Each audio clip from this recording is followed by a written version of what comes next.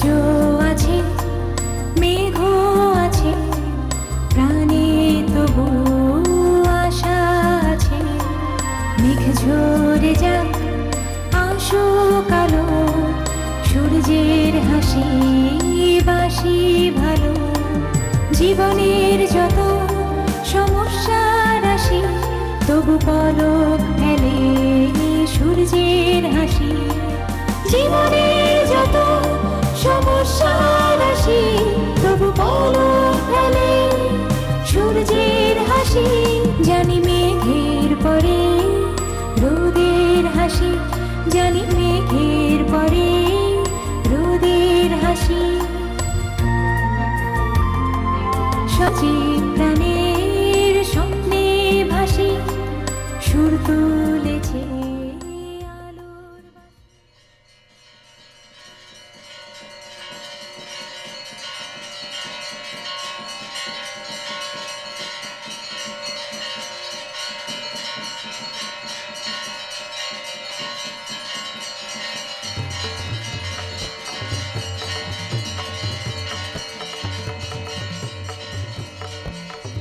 কেমন আছেন ভাইজান? ওই দিনের 100 টাকায় উপকার হয়েছিল। ভালো আছো ডালিম ভাই? আলিম ভাই, তুমি এখানে দাঁড়িয়ে কি করো? ডাঙায় আর ভালো লাগছিল না রে, তাই পানির উপর একটু দাঁড়ালাম। একবার যে সাগরে যায় ডানায় আর তার ভালো লাগবে না। আবার কবে যাবেন সাগরে? 10টা টাকা হবে, একটু চা খাইতাম।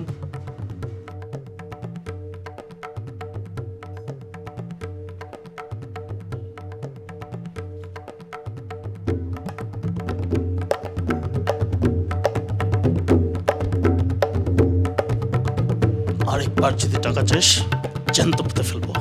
এই আলিম ভাই, কি করো? ছাড়ো না, এই ছাড়ো।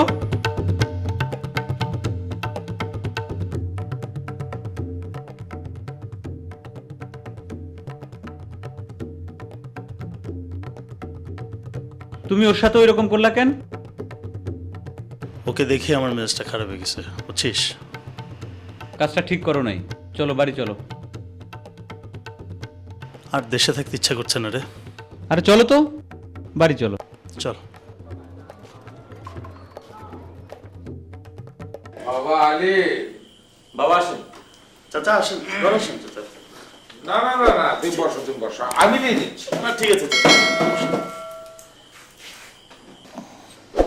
তোমাদের দুজনের সাথে একটু পরামর্শ করতে এলাম। কি পরামর্শ চাচা? ওই মানে দিঘির পাড়ে তাজুলকে দেখার পর থেকে আমার কেমন জানি অস্থির লাগতেছে। কি সমস্যা চাচা? আজকে বিকেলে তো আমার সাথে দেখা হলো ওর। ওকে 10 টাকা দিয়েছি চা খাওয়ার জন্য। বাবা, আলিম ভাই বিকালে তারে যে ধমক দিল। তুমি তারে ধমকও দিয়েছো?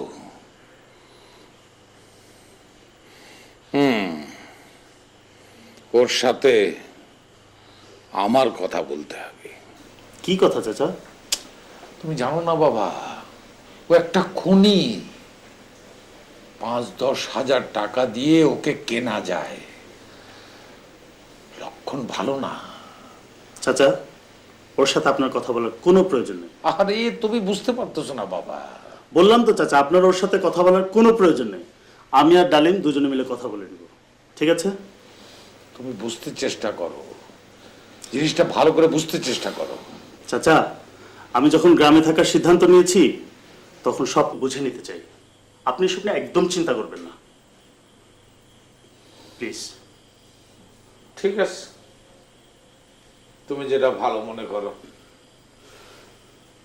তবে সাবধান, সাবধানে দেখো। হ্যাঁ,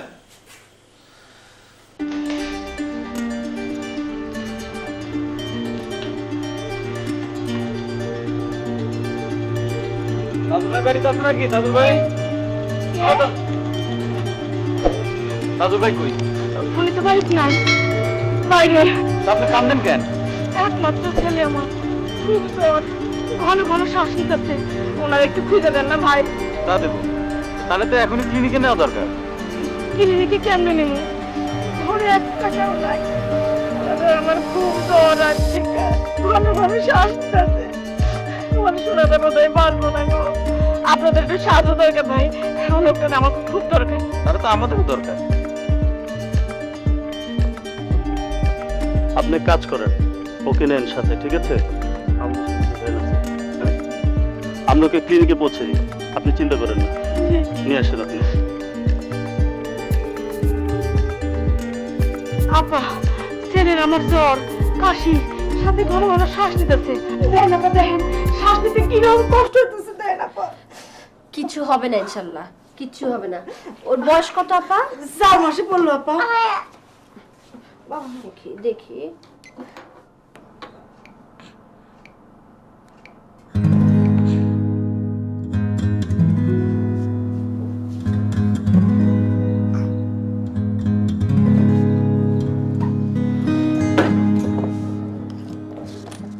আপা, আপনার বাচ্চার তো এখন নিউমোনিয়ার প্রাথমিক অবস্থা।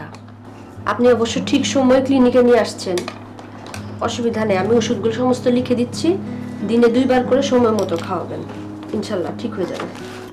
কাল থেকে ছেলের বাপকে বললাম ছেলের জ্বর, চলো ক্লিনিকে নিয়ে চলো। কে শুনে কার কথা? এরই মধ্যে বড় বাড়ির আলিম ভাই আসলো তারে খুঁজতে। আমি তো দিশেহারা, তাই দেখে তারাই ভ্যানে করে নিয়ে আসলো এই ক্লিনিকে। আপনি এই ওষুধগুলো নিয়ে বাড়ি চলে যান, আর খেয়াল রাখবেন ঘরে যাতে স্যাঁতস্যাঁতে ভাবটা না থাকে। ঘরের জানলা দরজা সব ভালো মতন খুলে দিবেন, যাতে প্রচুর আলো বাতাস আসতে পারে। আরেকটা ব্যাপার, কোনোভাবেই বাচ্চাকে ঠান্ডা লাগানো যাবে না। ওষুধ তো দিলেন আপা, পথ্য কি খাওয়াবো? আপনার বাচ্চা এখন কি খাচ্ছে? বাচ্চার তো দুধ সুজি বার্লি এইসব খাইতে দেই। আপা, 6 মাস বয়স পর্যন্ত তো বাচ্চা মায়ের বুকের দুধ ছাড়া আর কিছুই খাবে না। বাচ্চা যতবার বুকের দুধ খেতে চায় ততবারই দিবেন। দৈনিক অন্তত 12 থেকে 13 বার বুকের দুধ খাওয়াতে হবে। যদি সেটা না হয় 8 বারের নিচে তো কোনোভাবেই খাওয়ানো যাবে না। ঠিক আছে আপা। আরেকটা কথা মনে রাখবেন আপা, নিজেদের পরিষ্কার পরিচ্ছন্নতার ব্যাপারে একটু খেয়াল রাখবেন। বাচ্চাটাকে যখন ধরবেন ভালো করে হাতটা ধুয়ে তারপরে ধরবেন। আমরা এই যে নোংরা ময়লা হাতে বাচ্চাটাকে ধরি না, এই জন্যই কিন্তু যে কোনো রোগ জীবাণু খুব তাড়াতাড়ি বাচ্চাদেরকে আক্রমণ করে। ওষুধ যা দিলাম তা একটু সময় মতো খাওয়াবেন, আল্লাহর রহমতে দেখবেন ঠিক হয়ে যাবেন। আর যদি আবার আপনি দেখেন যে বাচ্চা ঘন ঘন শ্বাস নিচ্ছে, বাচ্চা শ্বাসের সাথে ঘর ঘর আওয়াজ হচ্ছে, বুকের খাঁচাটা ভিতরে ডেবে যাচ্ছে, অথবা অনেক কাশি হচ্ছে, বাচ্চার বুকের দুধ খেতে পারছে না, তখন কিন্তু একদম দেরি করবেন না, সাথে সাথে ক্লিনিকে নিয়ে আসবেন। হ্যাঁ জি আপা। আপনি কি বাচ্চাকে টিকা দিয়েছেন? না তো আপা। কখনোই টিকা দেন নাই? না। টিকা দিলে তো আপা এই মারাত্মক যে 6টা রোগ আছে সেগুলোর থেকে বাচ্চা রক্ষা পাবে। আপনি এক কাজ করেন, বাচ্চার এই শ্বাসকষ্টটা ঠিক হয়ে গেলে ক্লিনিকে আপনি নিয়ে আসবেন আমার কাছে, আমি সবকিছু দেখে শুনে প্রয়োজন মতো সমস্ত টিকাগুলো দিয়ে দিব। হ্যাঁ জি আপা। আচ্ছা ঠিক আছে।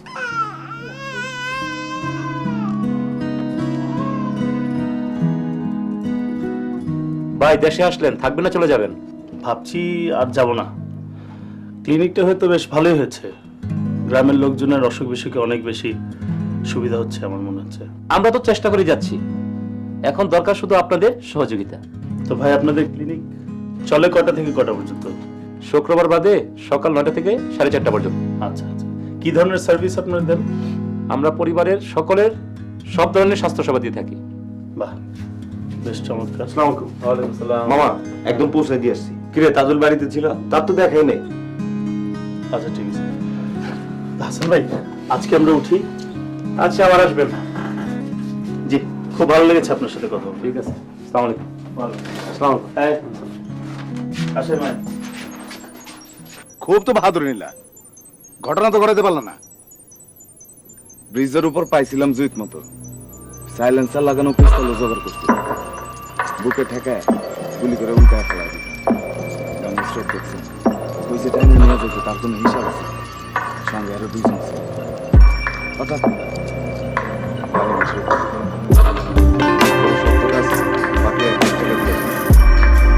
কাজ শেষ করার আগে একটা পয়সা 50 দিয়ে দিচ্ছি। আমার ভাগে তো ঠন্ড না, পরে যদি না দেয় কথা দিলাম, দিয়ে দিব।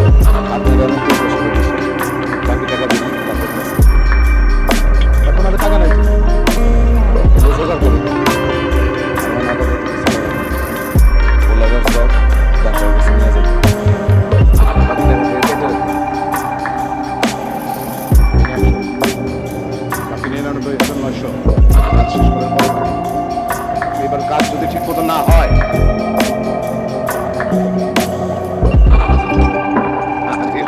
আরে এরকম করিস কেন? রাগ করিস না, রাগ করিস না।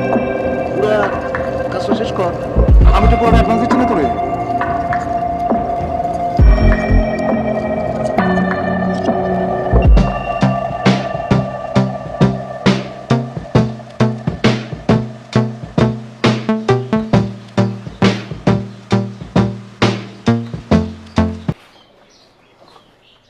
বসো। কি মনে করে? তোমার সাথে একটা জরুরি পরামর্শ করতে আসলাম। আমি সিদ্ধান্ত নিয়েছি আমি আর বিদেশে যাচ্ছি না। ভালো কথা তো। বসো না। এই গ্রামে আমি কিছু একটা করতে চাই, আর তোমাকে পাশে পেতে চাই। আপনার কথা বুঝলাম না। তার মানে আমি তোমাকে পাশে পেতে চাই। আমি কি বোঝাতে চাইছি তুমি বুঝছো না? চা খাবেন আপনি? চা দেই? না, আমি এখন চা খাবো।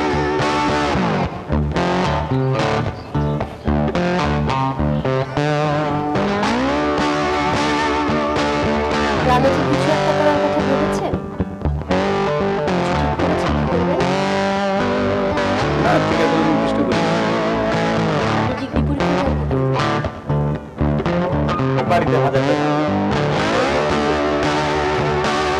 আপনি চাইলে আপনাকে কেউ ডিস্টার্ব করবে না। তারুণ্যের বাড়িতে কেন গেছেন? অন্য দরকার ছিল। চা দেই? তুমি চা খাও।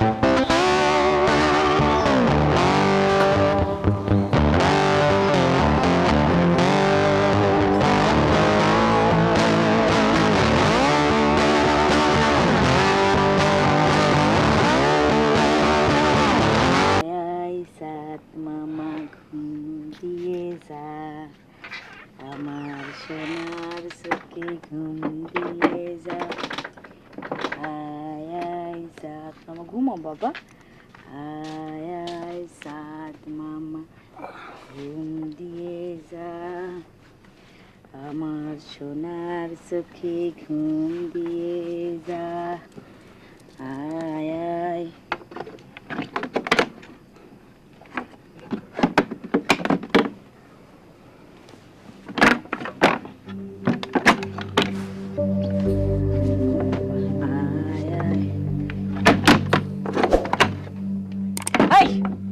জানলা বন্ধ। কি করতেছো? জানলা খুলো কে? তুমি জানলা জানলা খুললে আমার ভয় করে, ঘুম আসে না। কেন আপনি ভয় কির? আমি মায়া মানুষ হয়ে ভয় পাই না। ভয় করে? জানলা কি সাদে খুলে রাখছি? সূর্যের হাসি ক্লিনিকের আয়েশা আপা বলছে জানলা খুলে রাখতে, ঘরে আলো বাতাস খেলবে, আমার ছেলের স্বাস্থ্যের জন্য ভালো। তাই নাকি? পোলার জ্বরের কি অবস্থা? তোমারে তো রাগ করে কিছু বলি নাই, দুপুরে যে কি জ্বর আসলো, তার উপর আবার ঠান্ডা। পোলা আমার নেতাই গেল, আমি তো বিলাপ শুরু করি। এরই মধ্যে বড় বাড়ির আলিম ভাই আর ডালিম ভাই আসলো। হ্যাঁ, আসলো কেন? তোমারে খুঁজতে।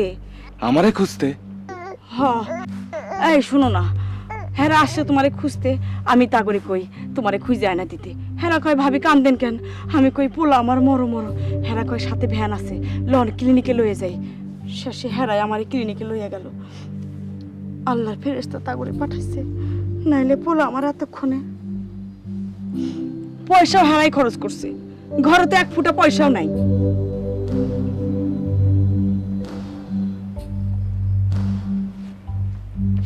এই তুমি আবার কই চললা? এই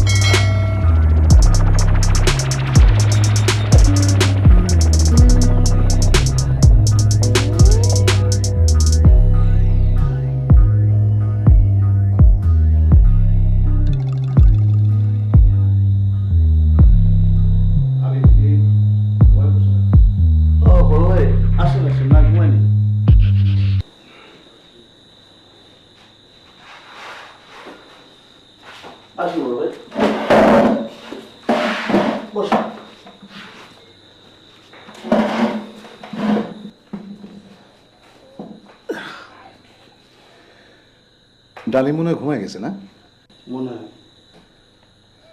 না মানে তুমি আমার ছোট ভাই, তোমার যে কথাটা আমি কিভাবে বলি, বলেন ভাইয়া, কোনো অসুবিধা নেই। মানে আমি একটা খুব বড় একটা বিপদে পড়ছি আর কি। কিরকম বিপদ ভাইয়া? না মানে ওই আরেকজনের উপকার করতে গিয়ে একটু সমস্যা।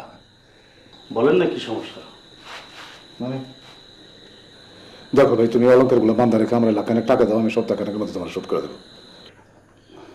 এসব কার অলঙ্কার ভাইয়া? তোমার ভাবির। ভাবির অলঙ্কার? ভাইয়া, ভাবির অলঙ্কার ভাবির জন্য রেখে দেন, আমি আপনাকে এমনিতেই দিচ্ছি।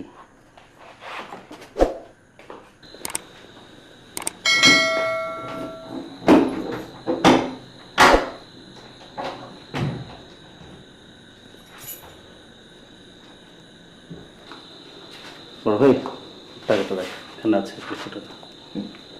তোমার যে আমি কি বলবো, দেখো ভাই, আমি কিন্তু ওই 7 দিনের মধ্যেই তোমার টাকাটা শোধ করে দেবো। ঠিক আছে, হ্যাঁ? অসুবিধা নেই, কোনো অসুবিধা নেই।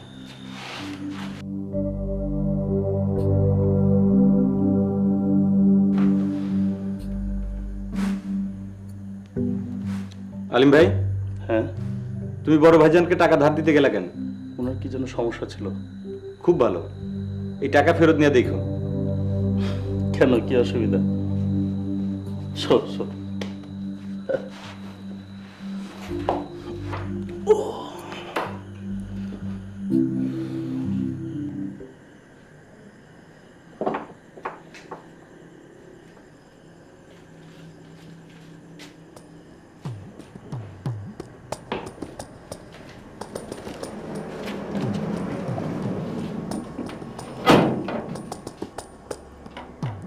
তুমি আলমারির ওখানে কি করো? তুমি আমার গয়না বাক্সতে কি করো? না মানে একটু ধরে দেখি।